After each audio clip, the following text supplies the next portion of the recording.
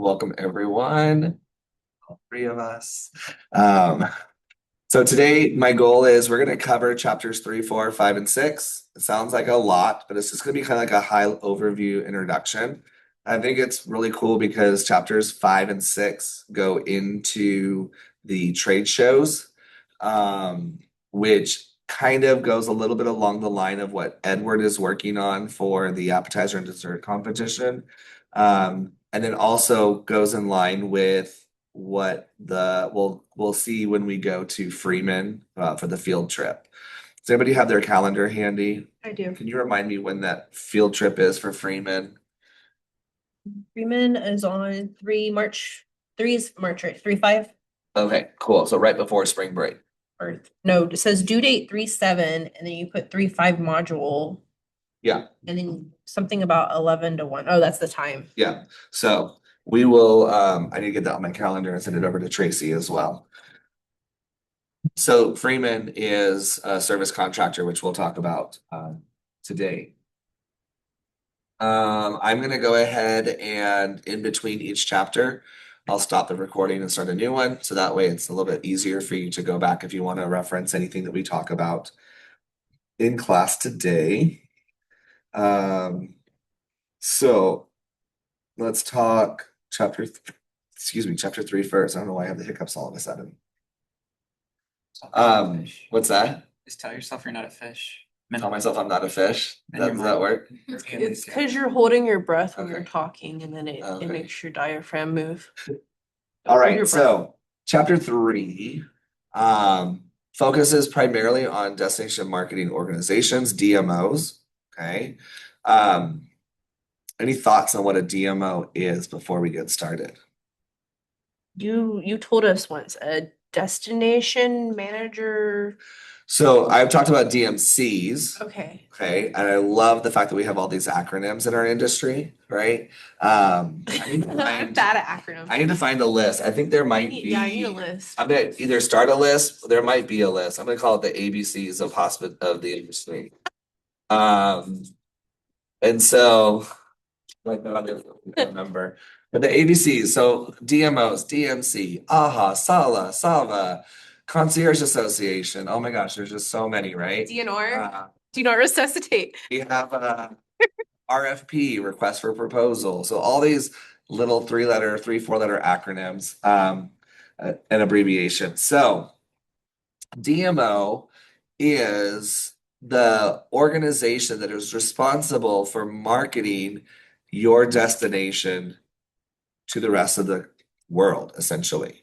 Okay. So in San Antonio, we have our DMO is Destination of some. Yasmin. What do you think our DMO for San Antonio is? Give you a hint. Michelle works for them. Oh, solid. No, the other Michelle that you met up in Arlington. Yes. What was that other thing? Most of them, We need our ABCs. most of them Visit- now. What's that? Visit San Antonio. There you go. Visit San Antonio. Okay. I was like, I know where she works. So Visit San Antonio used to be called the SACVB, which was the San Antonio Okay, I Convention remember and that. Visitors Bureau. I Okay. remember that. Convention and Visitors Bureaus are the DMOs for an organization. Okay. If you have a small market, like a small city or a small town, we also are going to be using the Chamber of Commerce. So any kind of chambers of commerce will also kind of, I feel like there's 2 M's in commerce, but I'm not quite sure. There are. Let me check. Yes, there are.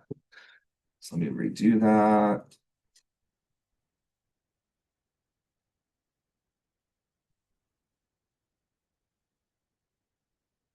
The chambers of commerce also can act as that DMO. Okay. I don't know exactly when the shift happened, probably about 5 or 6 years ago. There was this big shift in the industry, and we no longer have convention, we still have convention and visitors bureaus, right? But Edward is coming and planning a trip to San Antonio. Okay. He's on the leisure side. if he's on the leisure side, does he know to go to the SACVB website, Convention and Visitors Bureau? Convention and Visitors Bureau, visitors, they incorporate those leisure travelers, right? But the first word is convention. So most people associate that with like meeting planners and meetings and events that are happening at the convention center. So there was this big shift in the industry about 5, 6 years ago, and everything is now visit, fill in the blank. Visit Plano, visit Fort Wayne, Indiana, visit, what's that? Yeah. Like everywhere. Yeah, all over the US. Most of them are like visit Orlando, right? Visit Phoenix. So there's a lot of the DMOs. Let's do a Google search. Let's do Visit Missouri. So let's do a Google search for 100 US city DMOs.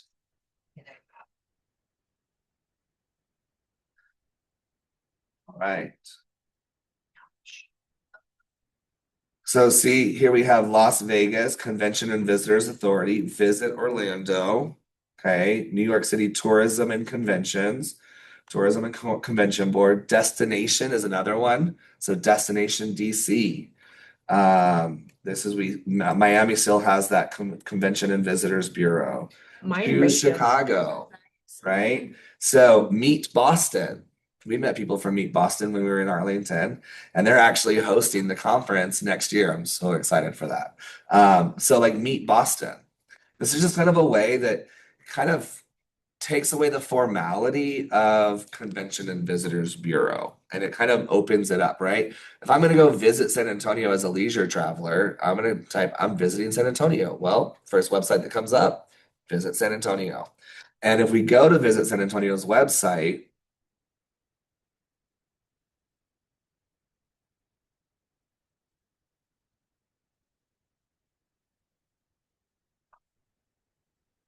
if you go to Visit San Antonio's website, you can see here there are things to do, events.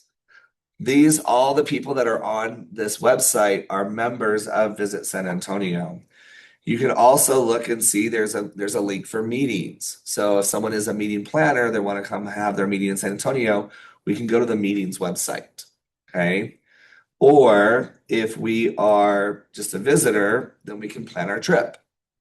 And we're just going to come for that. Let's go to Meet Boston's website. I've never been to that one before.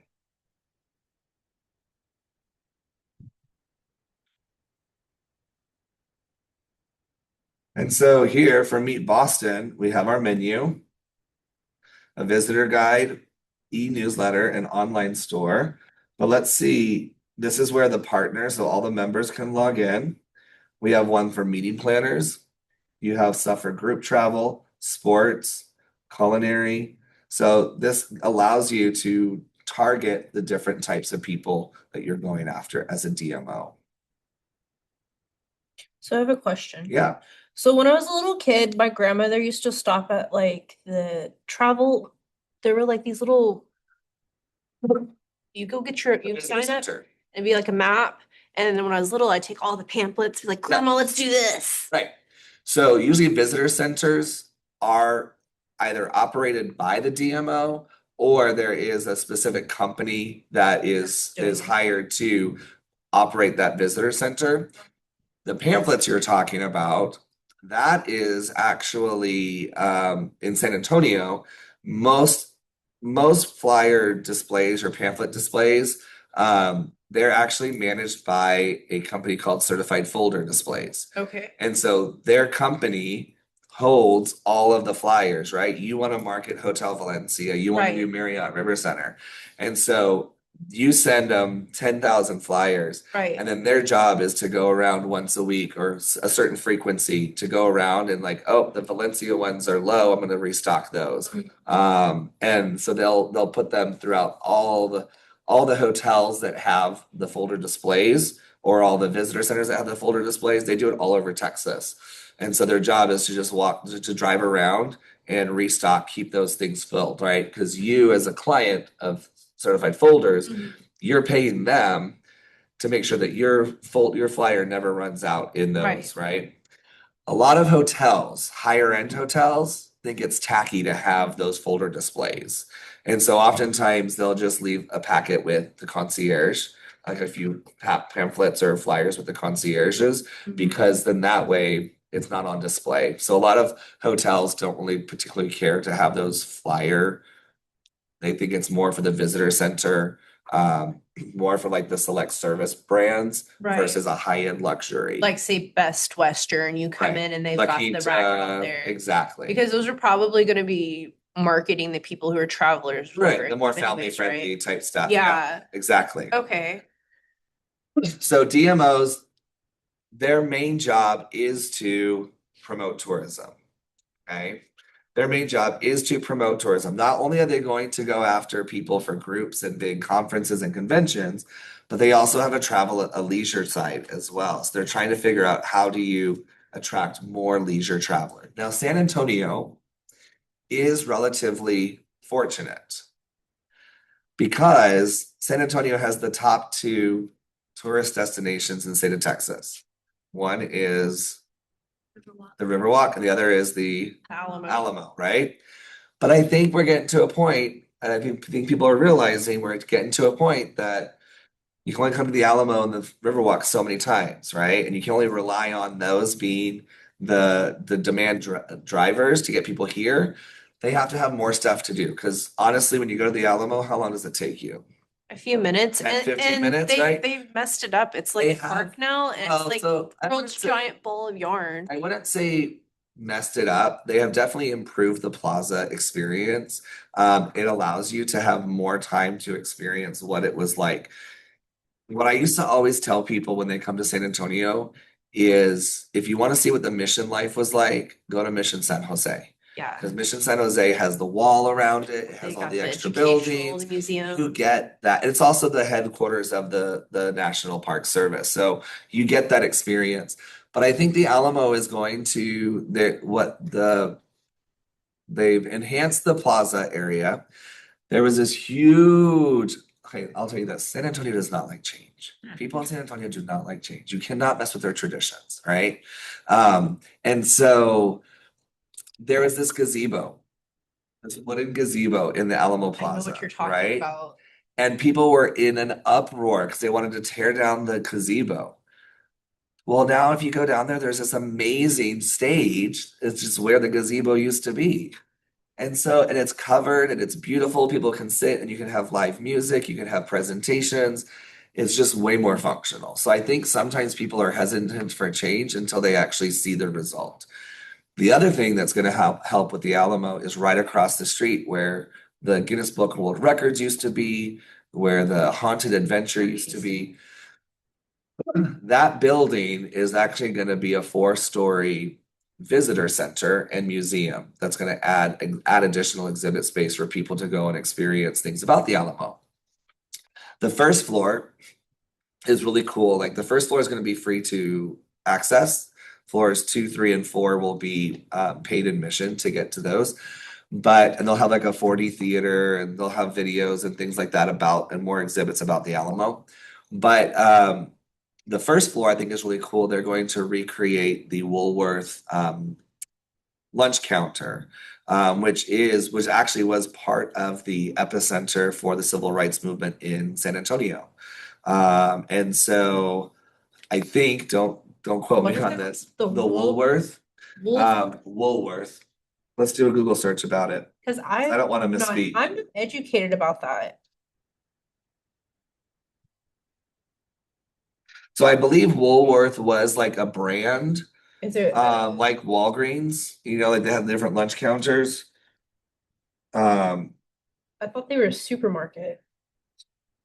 So the Woolworth building in San Antonio, located on Alamo Plaza, is a historic landmark for its role in the peaceful voluntary desegregation of lunch counters on March 16th, 1960. One of the several local stores that integrated without violent protests, marking a key milestone in the civil rights movement. And so that first floor, they're basically going to recreate that lunch counter and then have people experience that historical San Antonio is great about maintaining our culture. We don't tear something down to build something new. We take what's existing and we try to figure a way to incorporate what we want to do with it. So all of that is actually part of the DMO's process in order to explain and attract people to come tell the story of your destination.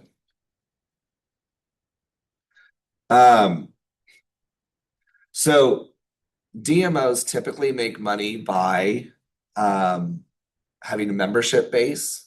So all the people that you see on Visit San Antonio that are marketed, like their restaurants, anyone that's on Visit San Antonio typically is a member of Visit San Antonio. So they pay an annual membership fee to be part of Visit San Antonio. Same thing with most DMOs, okay? The other area that Visit San Antonio gets money is from, oops, let me get my,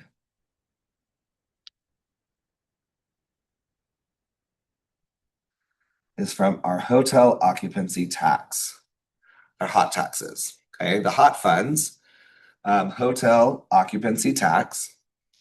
San Antonio, just recently, we had 16.75% was our hotel occupancy tax.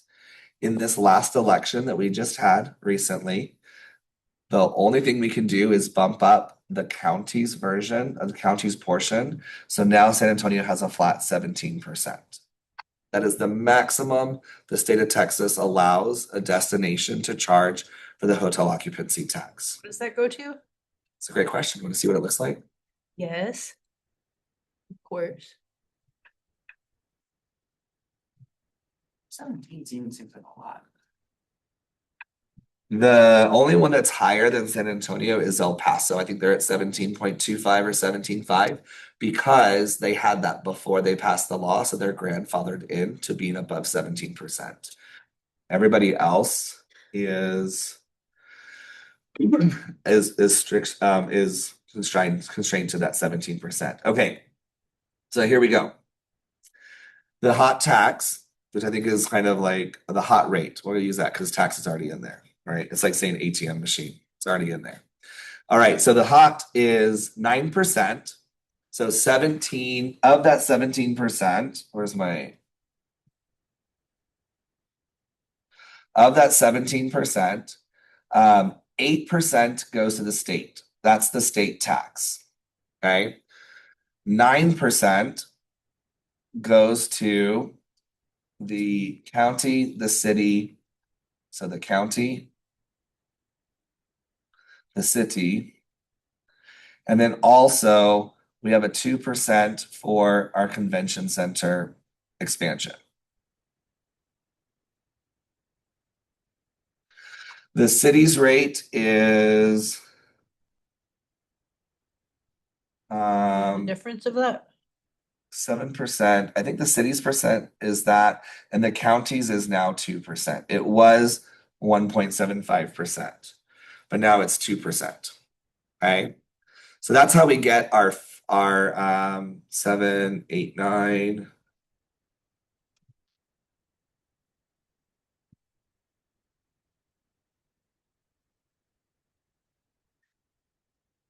So these go to whatever the state or county deem it necessary to? Yes. So essentially what happens is with this money, these hot funds, Mhm. the state of Texas has a very specific use for these monies. So the money that is generated by this hot fund has to go back to projects that in turn are going to draw more tourism to our city. They Okay, cannot just be used for any city project. The project definitely has to have a specific goal of increasing the tourism to your destination. okay. And so Visit San Antonio, part of the city's Visit San Antonio usually gets anywhere from 36 million a year. So Visit San Antonio gets that percentage from the actual city. No. They get $36 million of that money. This city, part of the hot tax, usually generates over $100 million. Holy moly. Yeah, like Yeah. our taxes alone at our hotel, like added on top of your rate is like 22 something. Yeah, so 17% is your hot tax, is your hot rate. But then you also have what we call a TPID, which is the Tourism Public Improvement District. That is any hotel that has over 100 rooms pays, I think it's a 1.25% fee. That's actually before the taxes are applied. So there's when we talk about projects that are funded by hot money, we don't say hot money like hotel tax, right? We call it the hotel tax. When we talk about projects that are funded by that, essentially the visitors are the ones who are paying for those projects to be done. That's not a tax that's, unless of course you're local and you stay at a hotel, yeah, you're gonna pay the hotel occupancy tax if you still like do a staycation, right? But a lot of the projects that improve tourism are generated by the hotel occupancy tax. And so that's actually how Visit San Antonio gets a lot of their revenue is through this hotel occupancy tax. So they think they get about $36 million a year. Let's take a look. Let's do another Google search. Let's say 2025 San Antonio city budget. This is not at all what I thought we were going to talk about today, but this is important. It's cool. Yeah. So let's do hotel. No. Okay. Let's look at our table of contents. I want to find the hotel occupancy tax. I'm going to pause for a moment while I search. All right, so take a look at this. So in the budget of 2024, okay, this hotel occupancy tax brought in 85, well, the tax itself brought in $83 million, almost $84 million. Okay, zoom in so you may see it a little bit better. Apparently, we get almost $500,000 from rent from the Grand Hyatt ground. So the land underneath the Grand Hyatt. It's insane. And then we get about a little over $1 million that says miscellaneous. I'm not sure what that miscellaneous revenue is. But anyways, so if we look here, contribution to Visit San Antonio. So Visit San Antonio in 2024 got $27.5 million. Okay. In 2025, budgeted $28 million. We also, I think this is so crucial, the transfers to other departments. So the Arts and Culture Fund, the hotel occupancy tax gives $12 million a year to the Arts and Culture Fund. Okay. So remember that, arts and culture. History and preservation, $12 million to history and preservation. Okay. So let's take a look at the Arts and Culture Fund and the preservation one. Let's find out where those are.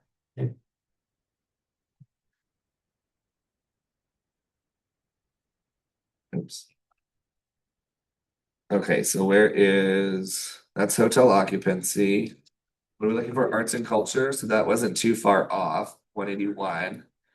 And then history, or what was the other one? Historic preservation. Preservation. Culture. It's amazing how much of this is just, and that's like preservation, historical buildings and stuff like that, right? What's that? Preservation, historical buildings and et cetera, like Velita, the little buildings out there, and would that be historical preservation? Mm-hmm. Or Now, like Bobby has its own. That's what NIOSA funds is the preservation of La Villita. They have their own kind of conservatory. Okay. But I'm sure historic preservation, I'm trying to find where that is. It used to be a Department of Historic Preservation, but anyways, let's look at arts and culture because it's about the same. So arts and culture was 200 was hotel occupancy. So let's look at arts and culture.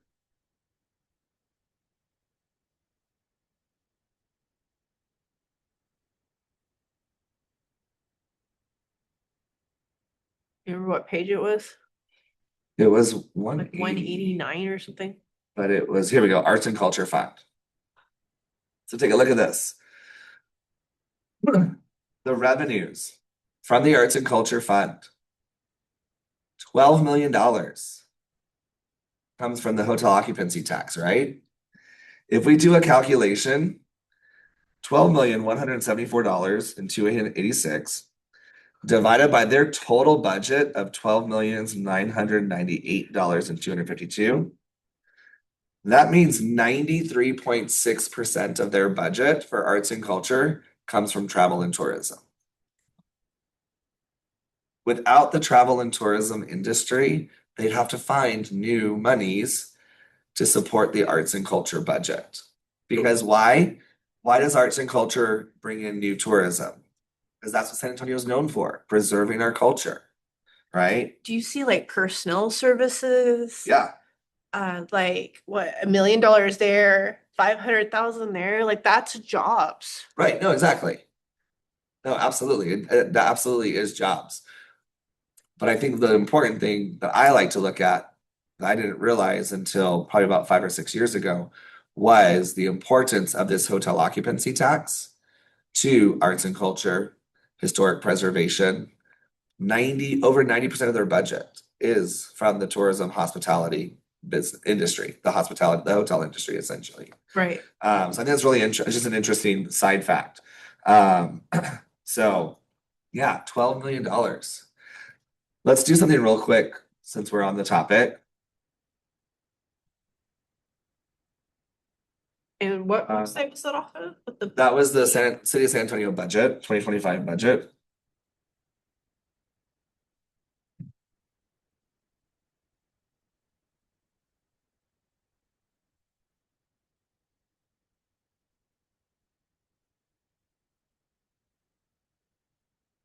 I want to see what our 2021 budget was.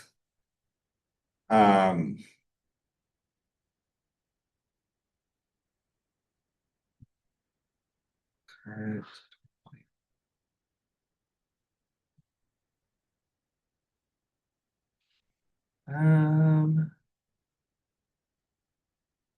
Oh, they have current. They don't have. Here we go. 25. Here we go. 20.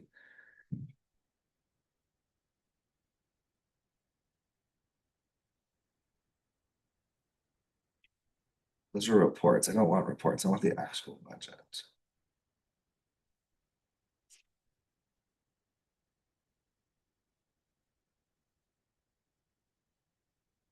I'll see if I can find it and look it up because well, let's look at the 2026 adopted budget and see if it's any different for the hotel occupancy tax and what that looks like. It just like blew my mind. Hotel occupancy tax on 262.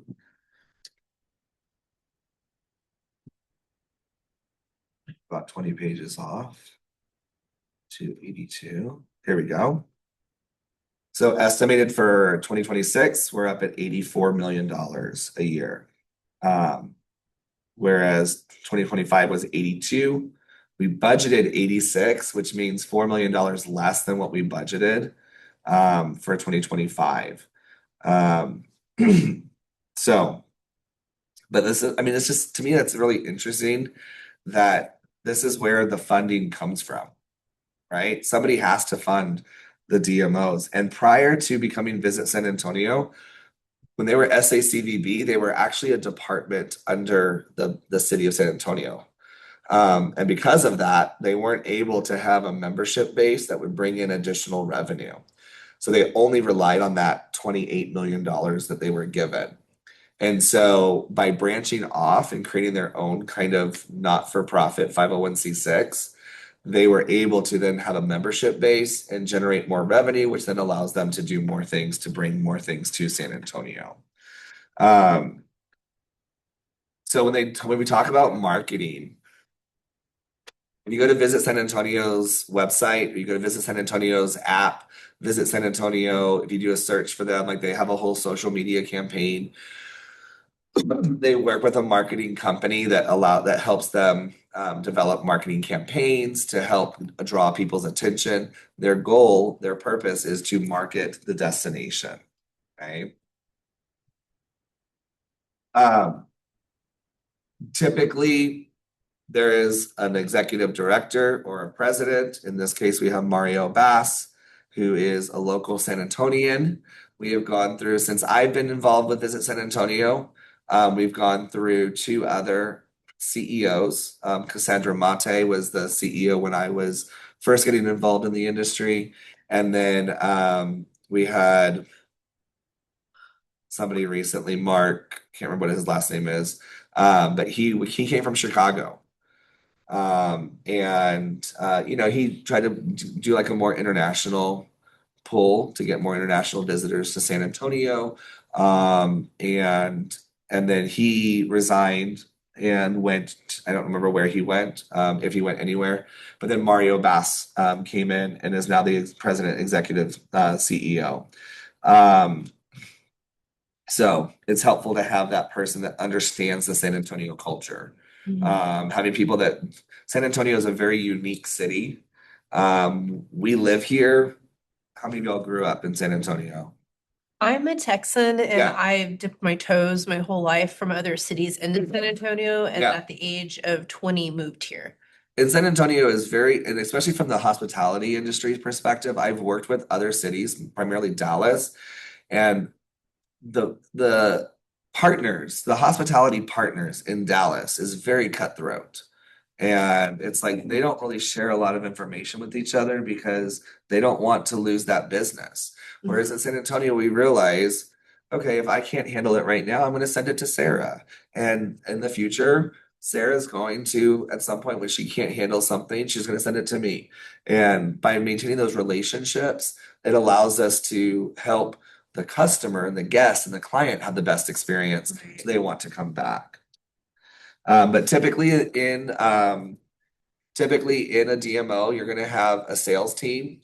You're going to have a services. So convention services are the people who actually help the clients put their conventions on, connect them with the partners.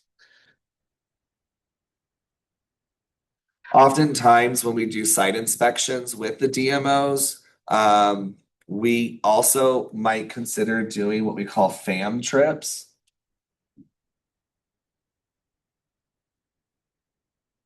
These are nothing to do with families, okay? FAM is short for familiarization. It's a lot easier to say FAM trip, okay? But basically, the familiarization trip, the whole purpose of it is, okay, Sarah, Edward, Yasmin, you guys are all wanting to plan a meeting, or maybe you've never planned a meeting in San Antonio before.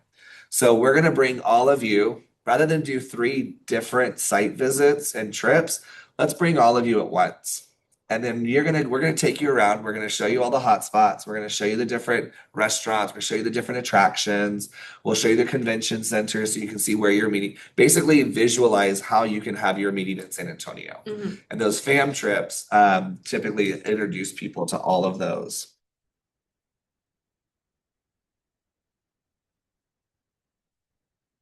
So that's basically what I wanted to mention about DMOs.